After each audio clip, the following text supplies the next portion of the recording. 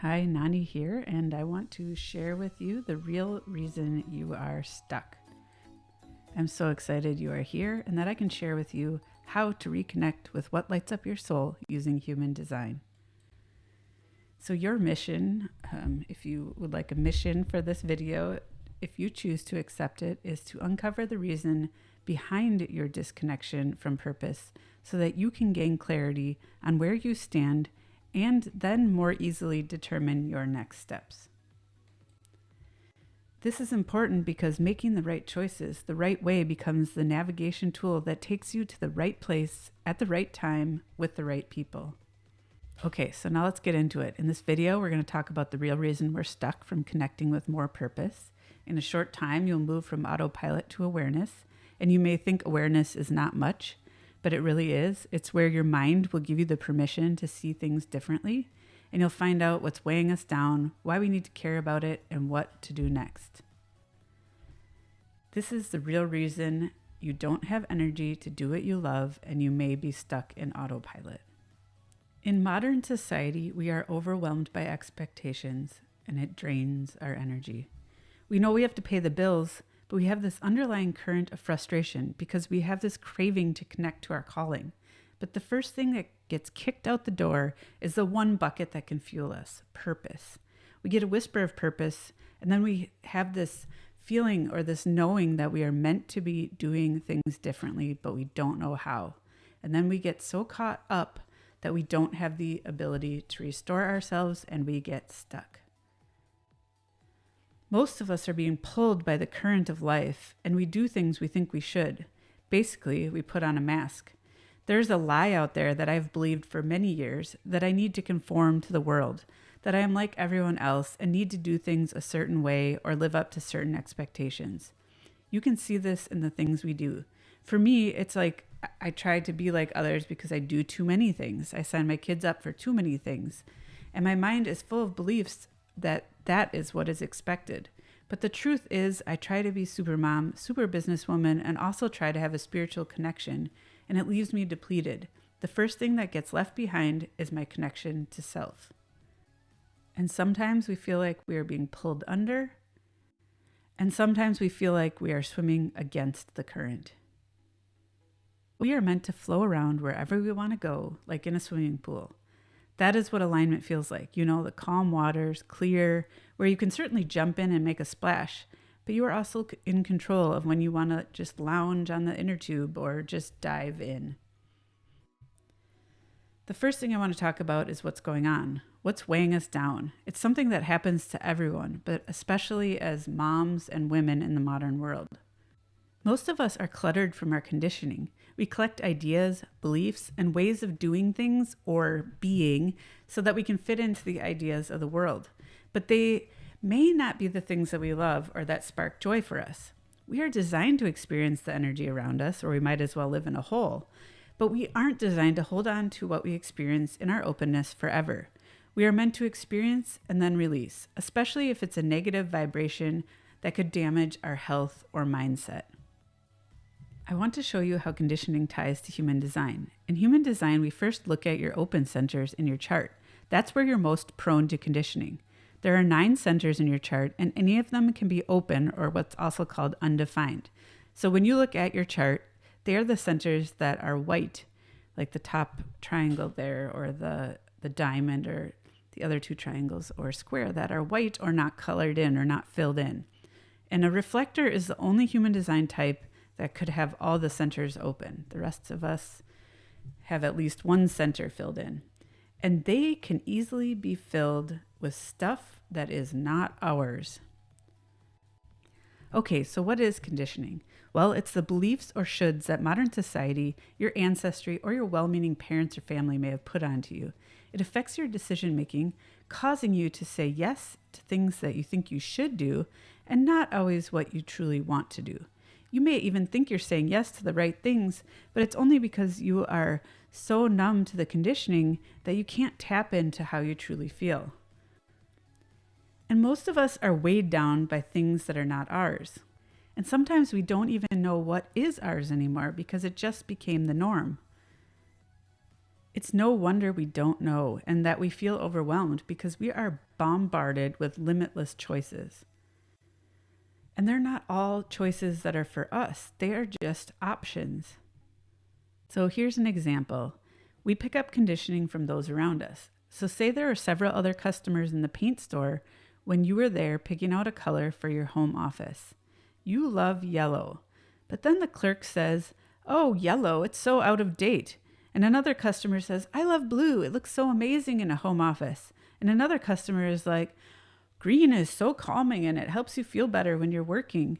And someone else says, "I heard pink helps you concentrate." So you take in all this stuff from around you and you end up bringing home a bunch of colors. You might end up with something looking like this. To some, this may be amazing. I am not trying to talk about style choices, but to you, you really wished you had picked a yellow. That was your desire, your choice, and your heart was in it. This is what you wish you had picked. It just feels so good to you. But to someone else who loves green, they may pick this. We all have different authentic preferences. Conditioning is when things outside ourselves influence our choices, our paths, our beliefs, thoughts, and emotions. The opinions about the paint samples are like the thoughts and beliefs that we take on as our own, and then we just live with them as though they were always ours. And it's because we are doing things based on conditioning, not necessarily what we truly desire. Our energy field is meant to look something like this. Conditioning is almost like a fog that covers it up and dampens it. And this conditioning can cause pain. But where does this pain come from? Well, it comes from holding on to things longer than we should. We might be acting on other people's inspiration and wasting our energy. We might be wearing a mask and trying to be something we are not. Or maybe our thoughts just keep replaying. Or we're soaking in others' negative emotions and holding on to them. Or maybe we're vibrating at a lower level for too long, or too much is compounding, causing our emotional waves to be too low or stay too low for too long. And that can sometimes even cause physical pain. And often we do two things that get us there. We hurry up to get things done, and they're usually things that don't fill us up, or we people please because we care more about what others think than how we feel. If you don't know Ra Urahu, he's the founder and messenger of human design, and he says that the vast majority of human beings walking around out there do not understand that they are deeply, deeply programmed. So it's not your fault, and you're not alone, and it's happening to all of us, me included. So why should we care about this? When we live on autopilot, we don't even notice how sluggish we are. It's just how things have always been. I want to tell you a story about what it's like to clear your energy and then be able to tune into the feeling of adding something back in. But before you clear it, here's what happens. You live on autopilot, so overwhelmed that your body just accepts all the things you add, and you move through life in an overtaxed, sluggish energy state. You think nothing of it because it's just the way it is, but I have learned that it can be different. So when I was pregnant, my all-day morning sickness for, 5 months, plus my beliefs about a healthy pregnancy, led me to cut out caffeine during my pregnancies. So my body cleared out the need to have caffeine every morning. One morning, after I ended breastfeeding, I was out with some friends at a coffee shop. I deeply desired a latte that someone else made for me, and I wanted a boost, so I ordered a caffeinated latte. And with my hands wrapped around the warmth of the cup, for a few minutes, I felt like myself again. But within an hour, I felt jittery. At first, I couldn't identify what was going on, but eventually I figured out it had come from the coffee.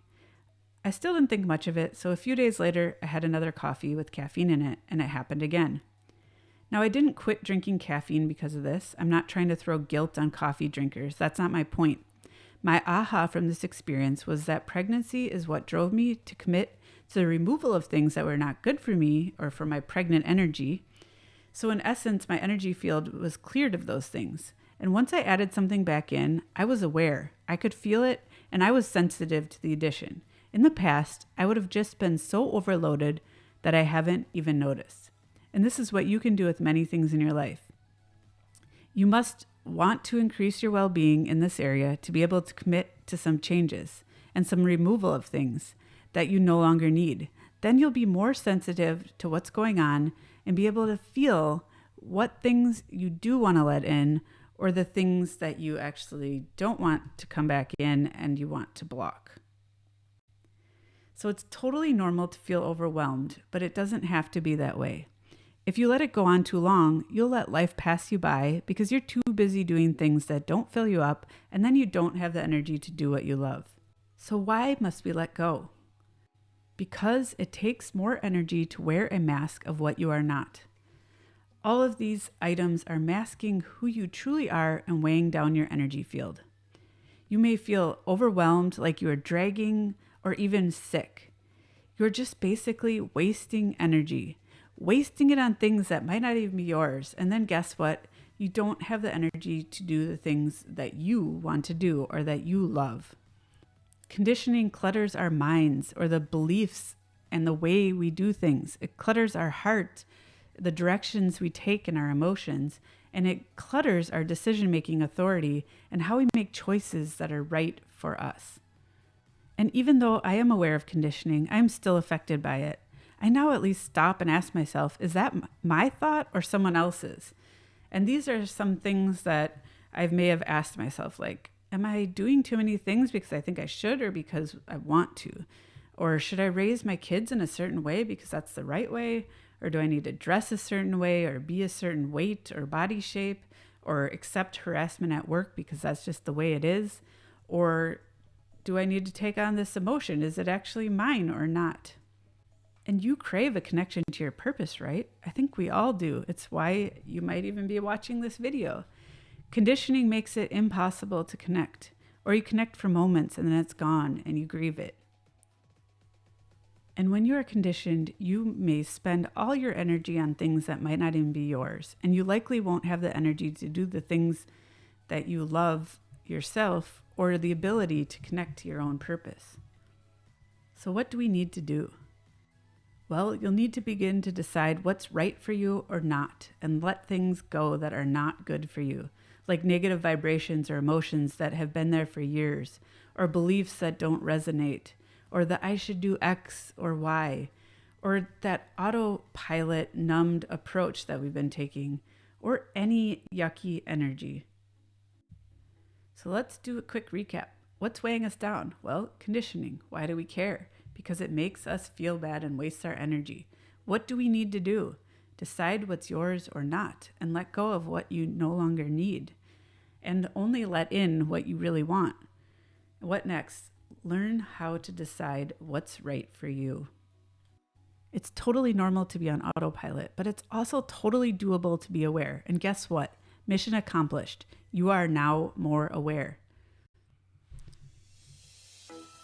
You can join my growing community. The link will be in the description. I share tools, tips, inspiration, and cool stuff to help you live life better, and I would love to share it with you.